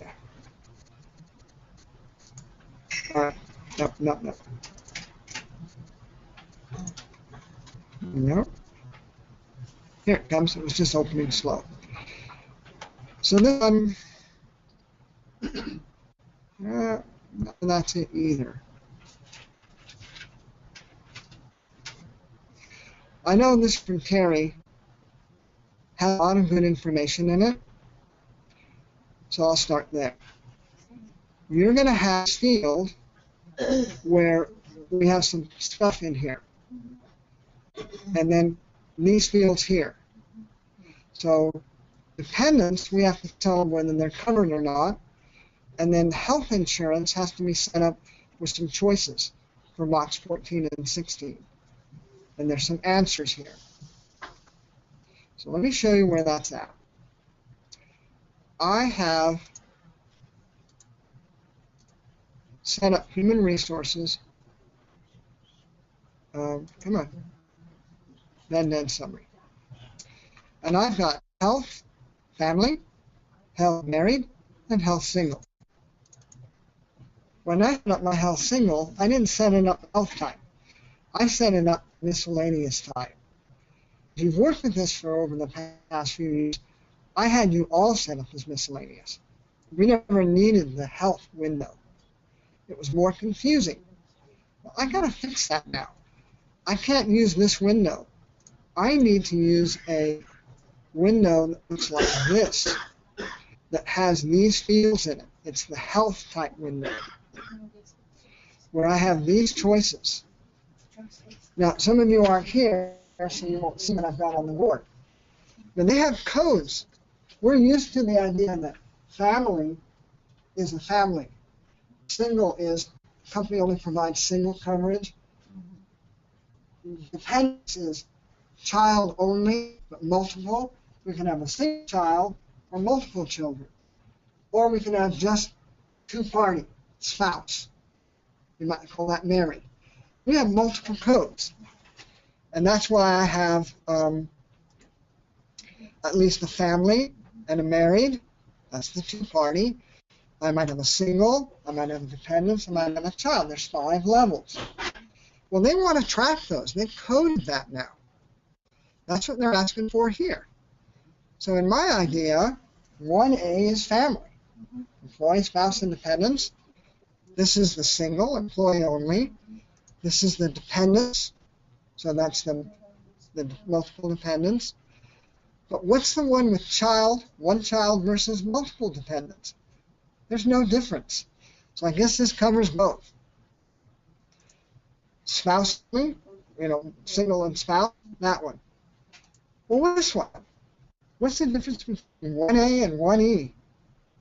This one's full-time. This doesn't say part-time. I don't have a clue. We're going to have to learn about this. Well, what if I don't have coverage? Not providing to anybody. That's where you aren't eligible, or you're going to pay the penalty, whatever you're going to do. Or they're not full-time yet. So this changes every month. We can have a default setup, but a new hire in January, part-time, they move into full-time in June. I got to come change this because now they're on the plan. So we have default setups, and then we got to tweak it as we go along at the employee. Or we don't offer, or there's transition relief. You know what that means yet. So there's a lot to learn. Box is which, and when do we change it? We're going to have the option to edit the W-2 and go and backfill this by month. You got 300 employees, and you want to go back and edit this after you've closed it and you're sure you're right, or you want to set it up now and start tracking as you go. That's why you're here today. That's why we're upgrading you. So the tools are in place so you can learn. You're going to need to go to your insurance company. I called my agent and he said, I don't know. He called me when we started the meeting. He called Select Health and he's getting the answers, but I haven't been able to feel his call yet because we're here. We need to know from the insurance company. I don't know. It's not my responsibility. It's the responsibility of your insurance company to tell you. So open up the dialogue. Say, here's our plans. How do I answer these questions? Here's the other questions. That's here for the plan. So before I move on, I'm going to show you how we fix some things here. So I have a SQL script open. And here's my plans. Okay? So you can see that plan 1 All of these were type 1, that's the health. These are type 2, those are retirement type, or life insurance. Type 3 were 401k or retirement types. And these were the miscellaneous. Well, I've got this one in miscellaneous. What I'm going to do when I come out is I'm going to update that and set back to a 0. 0 means that they're not marked. So anything that had a 2 in it, those were the ones that I have health, medical, and single. Those are my 2. They're now 0. When I go back to GP and I go to Tools, Utilities, Human Resources, Reconcile, I can reconcile my benefit setup. And it says there's some of them that aren't set up yet. So what do you want them to be? Do you want medical, life, retirement, or miscellaneous? It's a little odd because they call it health, but they mean medical. So I'm going to make medical for that one, medical for that one, and medical for that one. So I'm updating my set all 3 of these. Now, that's done. And I go back to that utility. Looks easy, right? You got to have access to the tools. You got to know what you're doing. We got to know which codes to put in the whole setup. I want utilities, HR, reconcile. I did that one. Now I'm going to roll it down to the employee level. So that's going to make sure that all the employees are set up right. I got some issues in here, not related to that. No other problems found. Ed, Yes. when you roll that down at that point, does it only roll the things that you changed on the screen, not anything else that may be in there? Like it's in for the It only rolls down changes. Okay. Okay. Yes. So I sign up for single now. It's not a miscellaneous type. It's the right type. It's active. It's an 80% plan. I qualify. This is just FYI stuff. What's important is here. So the single one, I put in 1A. No, it's not 1A. It's employee only. I need to make sure my plan's set up right. And on these, what is it? So let's look at these codes. This is what's going to change from month to month. So if they're not a full-time employee, that's what we put. They're part-timers. If they're not enrolled in the coverage, I might have to do that. If they weren't employed that month, we're exempt. Okay?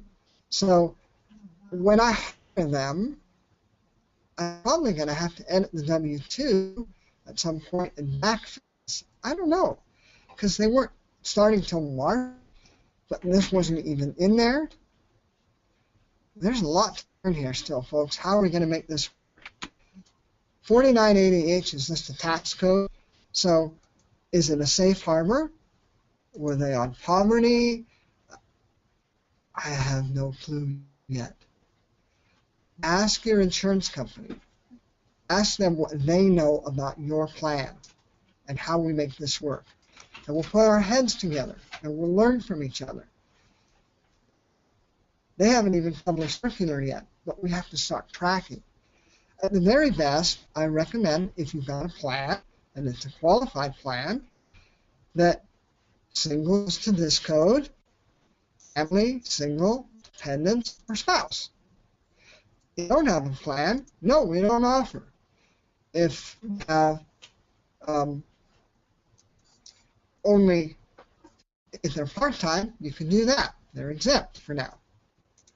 As far as the other box, pick the appropriate one. If you've got coverage, then I wish I knew. So what if they're on someone else's, like their husband's or their wife's? So this is the plan. Come on, close. It's trying to. We're going to look at dependents next. So I signed up for 2 plans now. Back in employee maintenance, we have HR, dependent. So this is new for those of you who had an HR. I'm using the old view. There's a new view where it's a button up here. This go to is up here. But you go to dependents, and some of this comes from here. Under the employee, we indicated a birth date, gender, that comes across. So over here, the self, if I pull that back up, I have gender, age, and covered. It's covered automatically because they have a plan, I guess. But when I go to spouse, my choice is yes or covered or not covered. That's the add-in field that the tax put in for ACA. So you can come in here and just clear it, pick an employee, come on, and put in the information. And when you say what they are, it will determine where it goes. But you have other kinds of dependents. And be sure to figure this out. You need to put in people who are on the plan that qualify you. So I put in self, spouse, and child. And for that, I had to put in a social security number, a gender, a date of birth, and we need to do that now. Turn this on. I'm going to come out and work with you that what service. If you've already gotten the upgrade, we make an appointment with you these last 2 weeks in the year and coaching you on what you need to do here. But it's just covered or not covered. That much you should know. So then, like on mine, That's this question on this form that we have.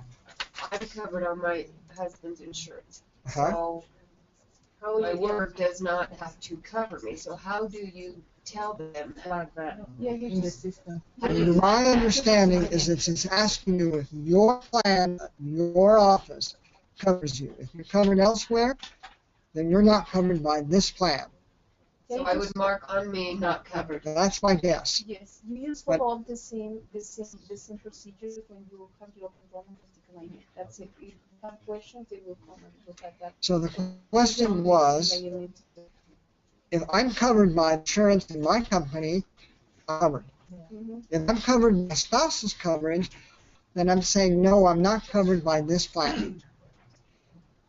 And people here in the meeting are telling me that's how it works. That's more than I know.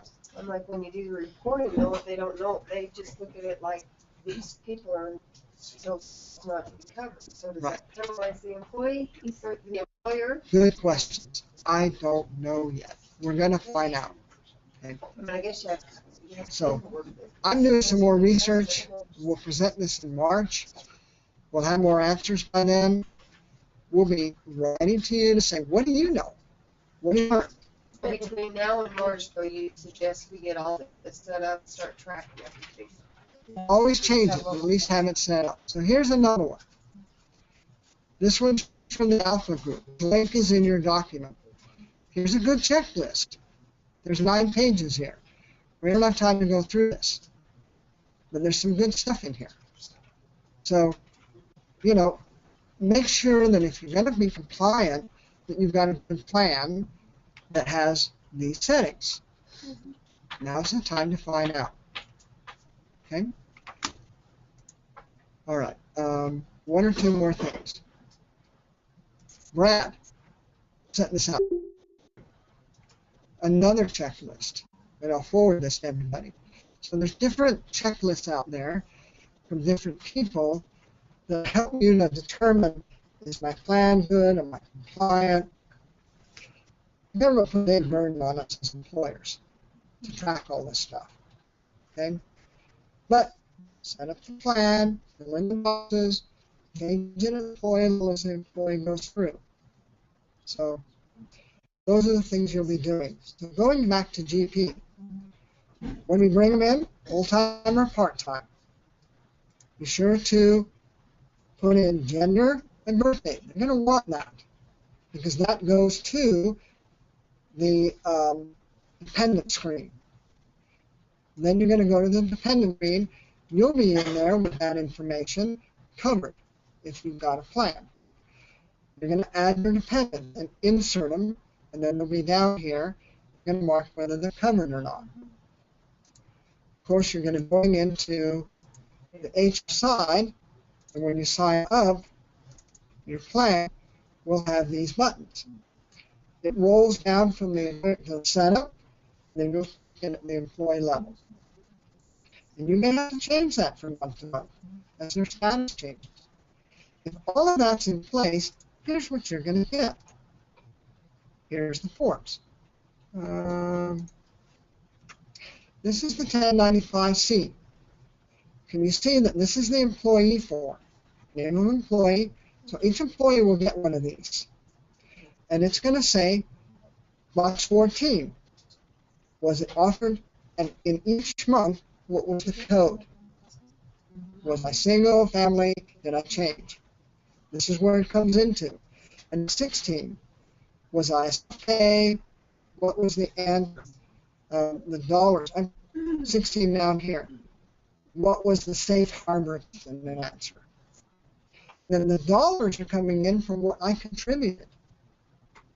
So that's why we want at least the live payroll. As you do payrolls in the year and you signed up for this, it'll put in the dollars. They'll be there. We can edit the W-2s to put in the rest. But I hope we don't have to because we've done it right.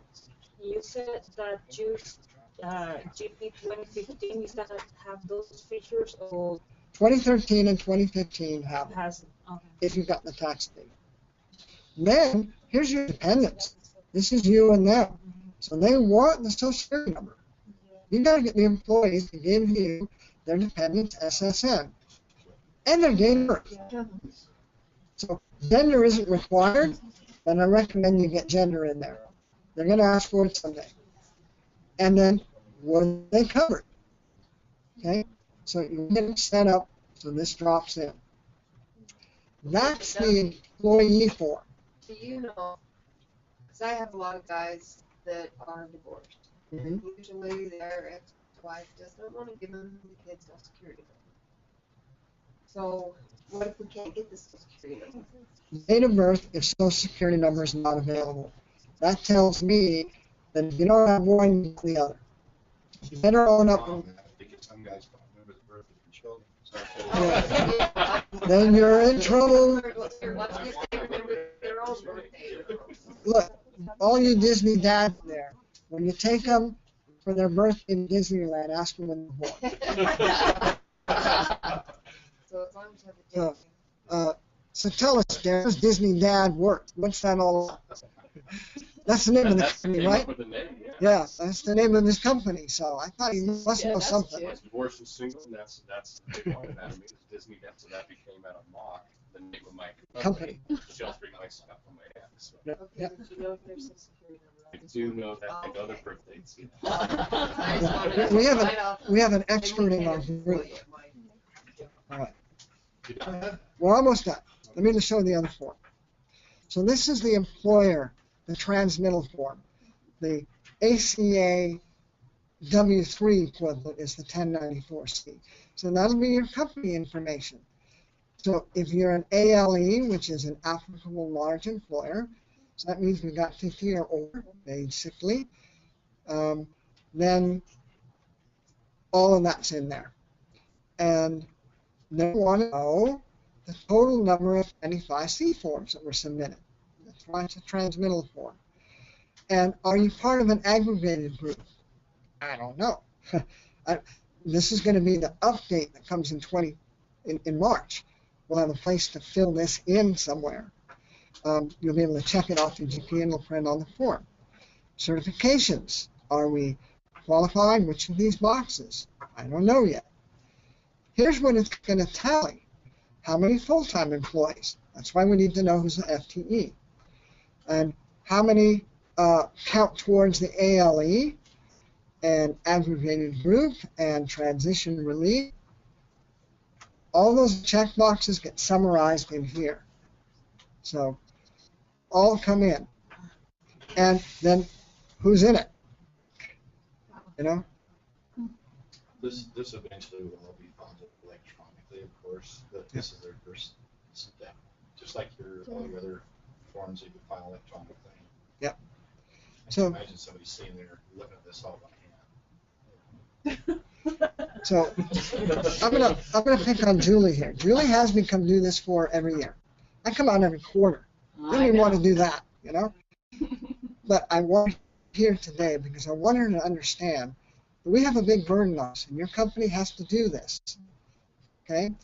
So we're ramped to have at least 3 or 4 of us know how to do year-end closings, how to deal with all of this, because more of you are going to be coming to us for support.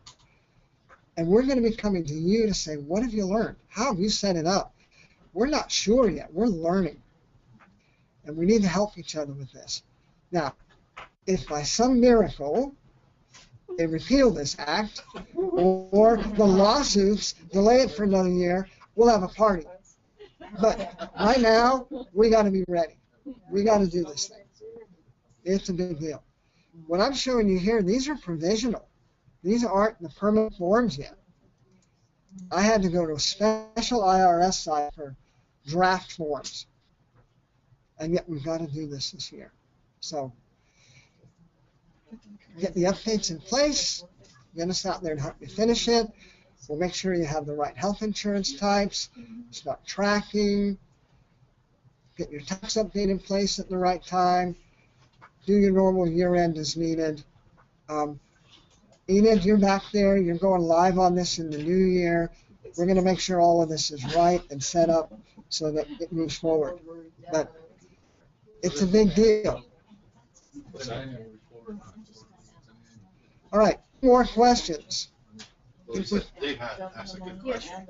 Is this an annual or quarterly? This is an annual report, but it's a monthly tracking. So you won't have to do any quarterly. Not like the 940. You won't have to file anything. Not now, quarterly. anyway. Well, But how many of you want to spend the Christmas holidays going through everybody and making sure it's right? Okay, January is going to be very busy. Between fixing it and making sure it's right so you can file, because this will be due on January 31st of 2015. You're not only going to have W-2s, you're going to have to submit these. Okay. So I'm the bearer of bad news. You mean for 2016, you mean, right? 16. Not, no, it's This 16. isn't due. 2016. Oh, wow, I was about ready Oh, to- and I was like, oh, and no. No heart attacks. This will be due in Oh. 2016, but we're tracking it now. Yeah. So could you show me where can you pull the hours in the system in GP? Because we need to keep like a monthly hours. All right, here's another important point. Listen up for a minute. Some of you have pay codes, compensation, that you just pay a flat amount, and it's not hourly. They want to know how many hours you worked. So it's going to pull it from the hours worked. So if you've got pay codes where you've been just saying, we're just going to give you a lump sum compensation, we got to redesign those pay codes to be hourly. Enid, Even you've got salary? your holiday worked, and you're paying a flat amount, but the hours are in regular pay, so we're okay. Okay? What about salary people? Salary that calculates it based on how many hours in a year and the salary it backs in. So we don't. They're there. Salary calculates. But anything that you've been cheating and just throwing in an amount, they're going to catch you eventually. We got to fix that. Do you foresee that there will be any way to, like, segregate out or not include codes that appear to be duplicating the hours for an employee? I know it's a really strange question, but I think that the Dynamics will find a way to maybe be able to disqualify some hours from being added to this report. So her question is, how do we pull out the hours that aren't really hours? For example, some people do FMLA, or they do leave, or they do other things, not vacation, because vacation is really hours. It's not just hours worked, it's total compensation. So if you've got other codes that are tracking other hours just to get them in at zero rate, and they would actually be additional hours that you didn't want to count, we can't do it that way anymore. There's no way to segregate that out. So, what are we going to do? We're going to have to edit W-2s, or we're going to have to do a script to back them out, or they're going to come up with some tools to let us fix it. We don't know yet. It would be nice if Great Plains put this in an up and just put a checkbox and then the hours for this K code qualify for AC or don't. That would be my choice. Yeah. But That may have to we're not there. depend on your. They don't know what's required yet, so they can't write it. But yes, good point. Yeah, I went to a seminar regarding this, and the way that they are gonna count the hours is gonna be based on whatever is gonna be, whatever is gonna be paid is the hours is Yeah, gonna be it's not based on hours worked, it's hours paid. paid. So vacation, sick, pet bereavement, I don't care what you got, it counts. Okay. Makes me want to retire now. Yeah. Anyone in retirement? Very small company. Yeah. All right, so No, this all came out after my selection. I appreciate everybody staying late. By show of hands, who doesn't qualify as less than 50 employees in their team? You all came today, mostly, Sometimes, but most of the time. yeah, I'm on board. the comes and goes, you know? Most of you qualify. You got to face this. We have easily 4 times this many clients using payroll. The ones that aren't here today, some of them are listening in. Some of them realize it wasn't a big issue. They don't even need the tax update because they do it all on paper. They don't do ACA. It's easy. But most of us, it's big. We're hoping that you'll stick with this. The tools are there. We can make it easier for you. You can buy software that makes it easier. You go to an outside service, you're going to pay higher premiums to have them travel on this. It's all available. And on this last note, as far as that survey, some of you were here when I asked this question, but we're thinking in March, we've negotiated with an attorney that just does nothing but ACA. This is his livelihood now. He's chosen to do this. He lives in Idaho Falls. We were going to have him here today, but we felt like it would be better to give you guys an opportunity to vote on this. We're thinking of inviting him to come down and spend 4 hours in a session like this, here or somewhere. I'm even thinking maybe renting your room over there at Holiday Oil. But by raising hands, who would be interested in coming? He does charge a fee to do it. If we split it up between a group like this, it'd be as low as $35 a person. Would it be of value to come and take 4 hours of ACA training? We'll make the arrangements. We'll get the facility.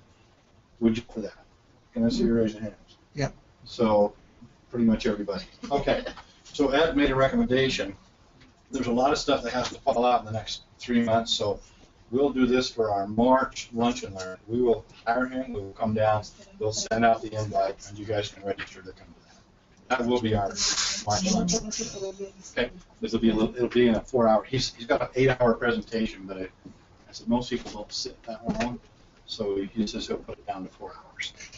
And we'll make sure that you've talked to your insurance companies before then. You have some idea on what your parameters are, so you can come prepared to learn more. Hey, thanks for coming.